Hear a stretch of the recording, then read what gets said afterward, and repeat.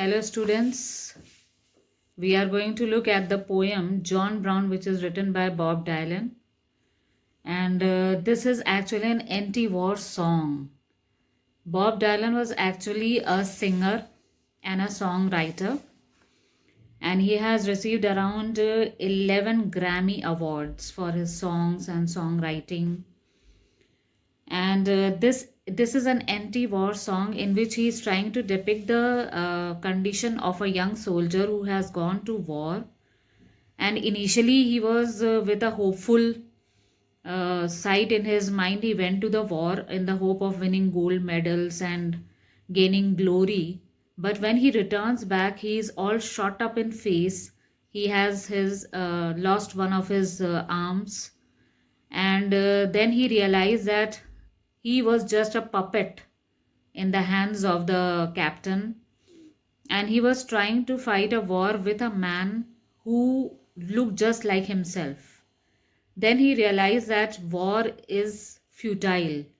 It is actually a cause of destruction for human beings, and in this war many innocent people, they lose their lives. So now let's look at the poem. This poem has got 12 stanzas, in which the first stanza that we are going to see is: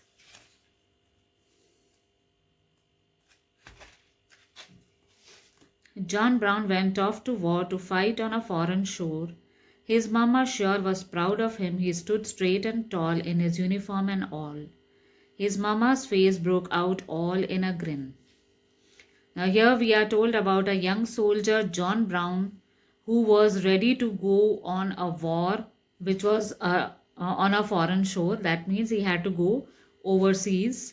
And his mother was very proud of him to see him dressed up in a uniform. And according to his mama, she was very proud to see him and was smiling at the way in which he was dressed for the war. Oh son, you look so fine. I am glad you are a son of mine. You make me proud to know you hold a gun. Do what the captain says, lots of medals you will get. And we'll put them on the wall when you come home. She speaks to her son that you look so handsome in this uniform and you make me feel proud that you are holding a gun for the pride of your country. And then she orders him and suggests him that you should obey whatever the captain says to you and win a lot of medals, so that when you come back home with the lot of medals, we'll put them on the wall for the decorations. As that old train pulled out, John's ma began to shout, telling everyone in the neighborhood, that's my son that's about to go. He's a soldier now, you know. She made well sure her neighbors understood. Now she went to the station with her son, and the train had come in which he had to go for the war. As soon as he reached and he went inside the train, she immediately started shouting, calling her neighbors to tell them and make sure that everybody knows that her son was a soldier and now he's going to fight for a war. And then she says, that's my son who is about to go for the war and now he's a soldier.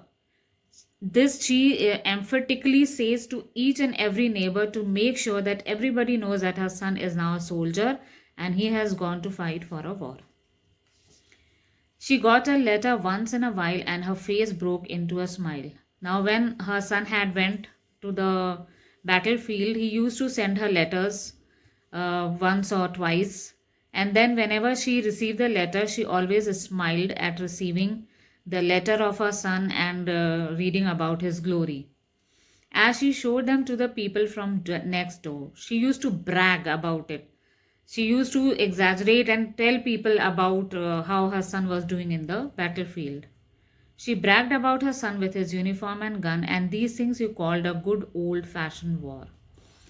See, initially what the people used to think in the old days, that war is a very glorious thing to be fought by a soldier, and so the mothers, they used to feel proud that yes, their son have gone to fight a war, and so she also was feeling very proud about her son's going to war and how he is fighting in the battlefield, how he is doing well. This thing she used to just tell to everyone in the neighborhood. Oh, good old fashioned war. Then the letters ceased to come. Gradually, what happened? The letters they stopped coming, and she used to wait for those letters.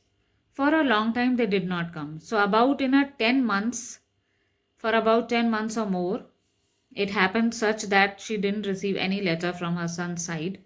Then a letter finally came saying, "Go down and meet the train. Your sons are coming home from the war." Finally, she received from the main base camp a letter that go to the station and meet your son. He's coming back home. She smiled and went right down. She looked everywhere around, but she could not see her soldier son in the sight.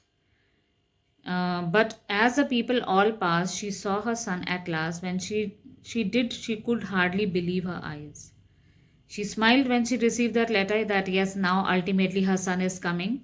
She went to the station and waited for her son. Each and every person was passing by, but she could not find her son.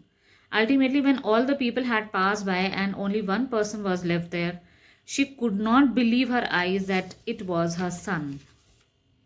Oh, his face was all shot up and his hand was all blown off. And he wore a metal brace around his waist. He whispered kind of slow in a voice she did not know, while she couldn't even recognize his face.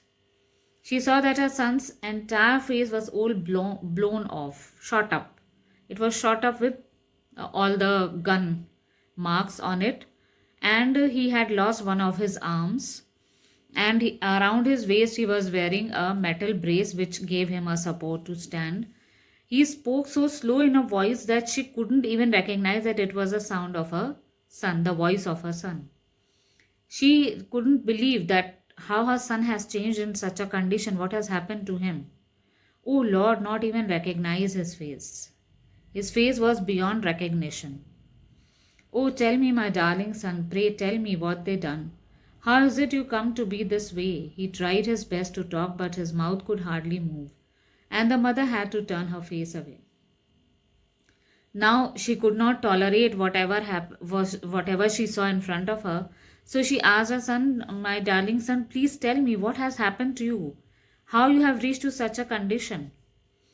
He wanted to speak, but he couldn't speak much from his mouth. His words could not be taken out from his mouth. And seeing his condition, she turned her face away, trying to stop her tears. "Don't you remember, Ma, when I went off to war, you thought it was the best thing I could do. I was on the battleground, you were home acting proud. You wasn't there standing in my shoes." Now he said that, don't you remember when you sent me to the war, you said that this was the best thing that a person could do. Going to a war is a matter of pride. So I was there in the battlefield, but you were resting at home. You were feeling proud of me, but I was in the battlefield and you could not realize what I had faced in the battlefield. You were not in my shoes. That means you couldn't uh, feel whatever I was feeling in the battlefield. Oh, and I thought when I was there, God, what am I doing there? I'm trying to kill somebody or die trying.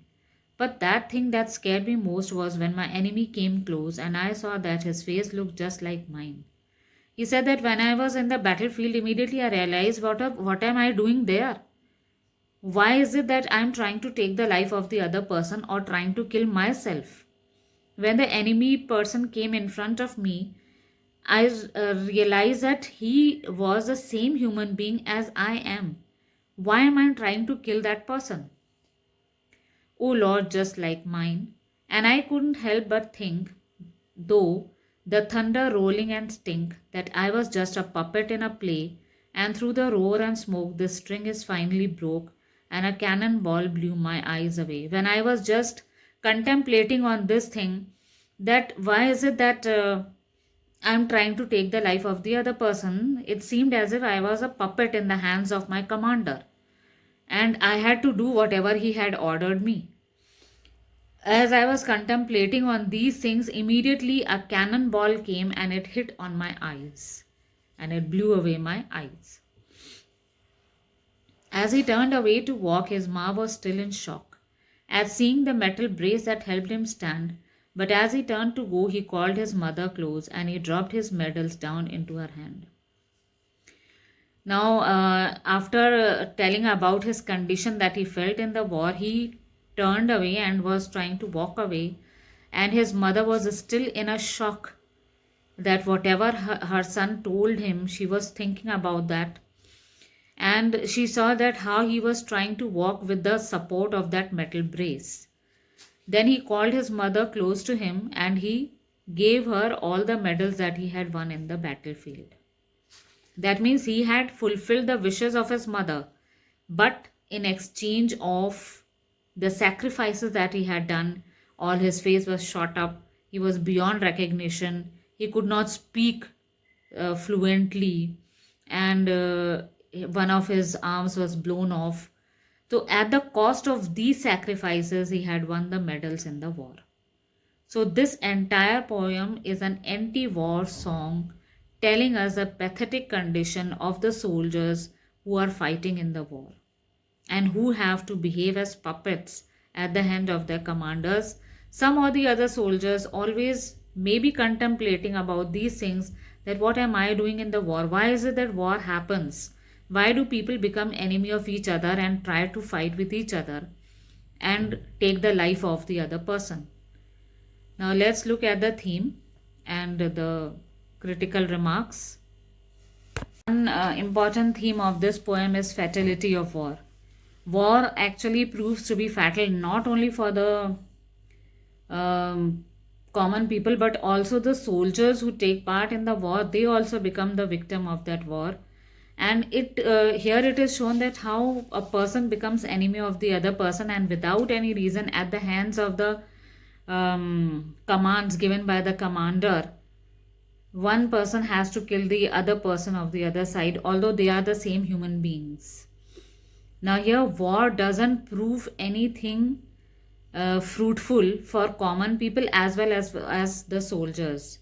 It may be that countries may win.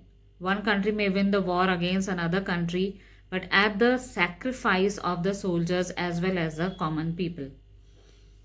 So here Dylan is trying to show the fatality of war in the form of a song in which John Brown, a young soldier who with the hope of winning glory for his country, goes to war, and then he realizes that why is it that one person has to take the life of the other person, and that too becoming a puppet at the hands of their commanders. And in the figures of his speech, repetition is there. Oh, good old fashioned war has been written 2 times to emphasize it. Oh Lord, not even recognize his face has been written twice to emphasize that his mother could not recognize his face because his face was all shot up. Oh Lord, just like mine, when he realized that the other person, the enemy, the person of the enemy side had come close to him, and he realized that he was the same human being as I am. Then comes alliteration, like to fight on a foreign shore, in which FF has been repeated. Exclamations, while she couldn't even recognize his face, is an exclamation. It is expressing surprise or sorrow. Oh Lord, not even recognize his face. Oh Lord, just like mine.